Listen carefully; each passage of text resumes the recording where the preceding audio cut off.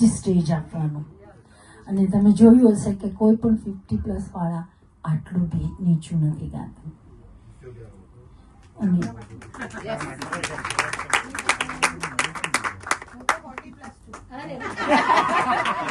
આપણે બધાએ તો આપણે ક્યાં વધીએ જ છીએ. તમે તો 40+ છો. અહીંયા તો બધા હું એમ કહું છું કે અમે 18 થી કોઈ ઉપર નથી. સ્વીટ 16 જો હમણાં તો આપણને કહી દીધું છે.